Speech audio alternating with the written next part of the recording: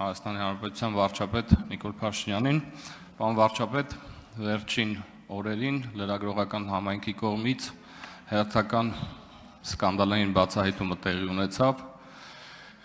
կառավարության իրական դեմքը քողազերծող եւ պարզվեց, որ պետական բյուջեն անխնա թալանվում է եւ պարզվեց, որ Հայաստանի Հանրապետության կառավարության անդամները, պատգամավորները, պետական կառավարման համակարգի աշխատակիցները ստանում են աշխատավարձ։ Որոշ դեպքերում նույնիսկ ստանում են պարգևավճարներ եւ հարցս հետեւյալն է. երբ է վերջ դրվելու այս անխնա թալանին եւ հաշվի առնելով վերջին այս մեր կառավարման օրոք առնվազն կարևոր ժամանակահատվածը մեր պետության համար Ինչու դուք անվճար չեք աշխատում որպես վարչապետ արդեն 8 տարի եւ երբեք վերջը հրաժարվելու ձեր աշխատավարձից շնորհակալություն։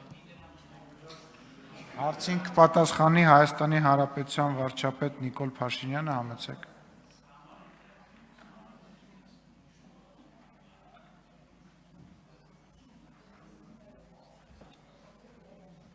Շնորհակալ եմ հարցի համար, պարոն Աղաջանյան, ես իհարկե բրիֆինգի ընթացքում վերջին նման հարց հնչել է, նման կամ դրա այդ ուղղությամբ հարց հնչել է, ես ուզում եմ մեր բոլորի ուշադրությունը հրավիրել հետևյալի վրա,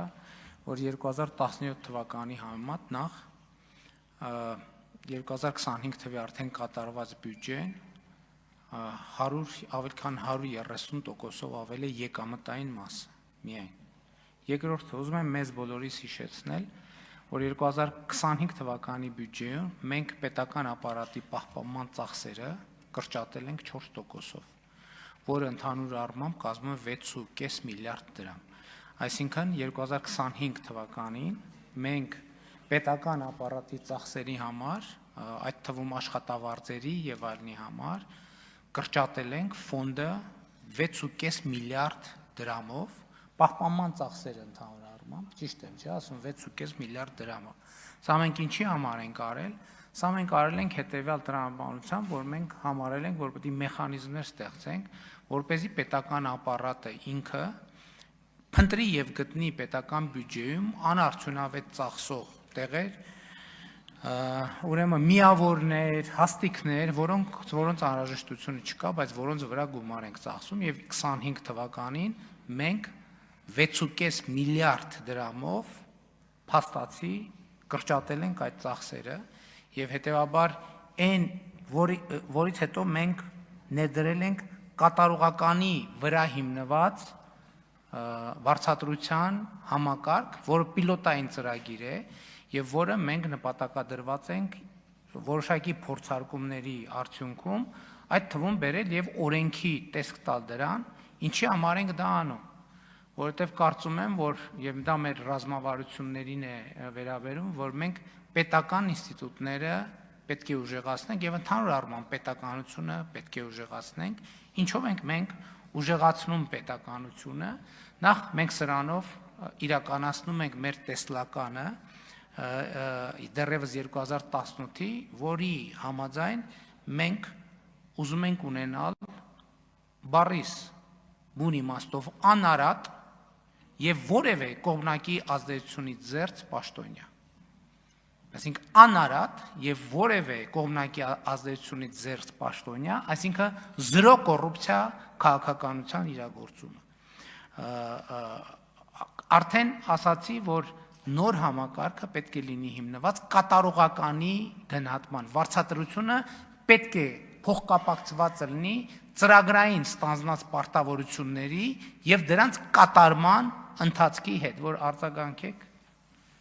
Արձագանք։ Շնորհակալ եմ, բնականաբար հարցից մեջ հեգնանք կար այդ պնդումներ անողների նկատմամբ։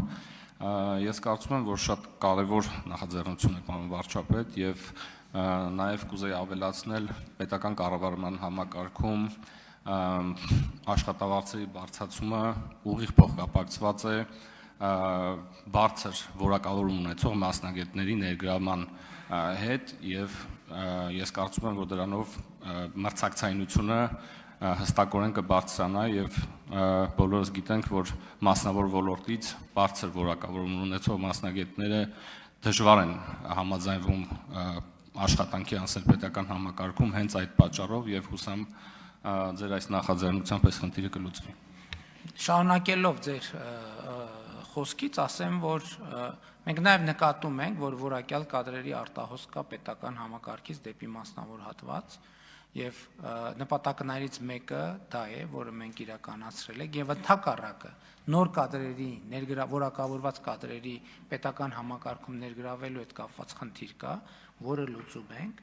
Հաջորդ կարևոր կոմպոնենտը մենք անդադ մեր պաշտոնյաներին ասում ենք եւ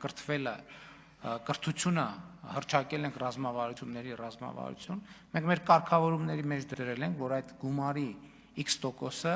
տվյալ տարվա ընթացքում պաշտոնյան պետքա իր որակավորումները բարձրացնելու վրա ծախսի անպայման։ Հաջորդն էլ եմ ուզում ասել, մենք վերջին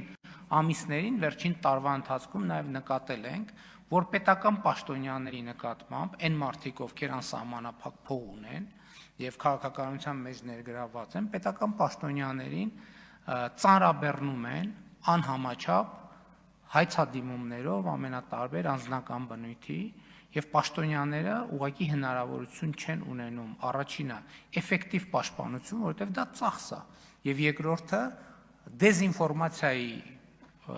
դեմ պայքարում, էլի դա էլ իրավական ծախս է, ընդ որում մենք գործընկերներ ունենք, ովքեր տարիների արդյունքում հաղթել են դատական process-ները եւ ասենք իրենք 1.5 միլիոն դրամ ծախսել են դատական իրենց իրավունքները, բայց իրենց իրավունքներով նաեւ հանրության